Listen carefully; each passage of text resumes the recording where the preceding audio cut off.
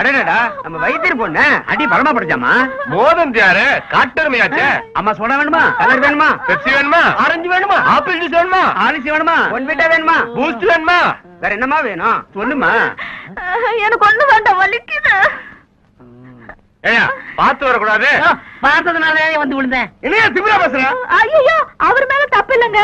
ஒரு பொண்ணு நீளமா ஜட போட்டுட்டு போச்சா, அத பாத்துட்டே போய் நான் தான் அவர் மேல மோதிட்டேன். நீ பொம்பளை பிள்ளமா, நீ எப்படி வேணாலும் வரலாம், இவனுக்கு அறிய வேண்டாம். ஐயோ ஏயா பொம்பளை பிள்ளை மேல மோதனம் இல்லாம முனைகிட்ட இருக்க. ஐயோ, நல்ல அடியா.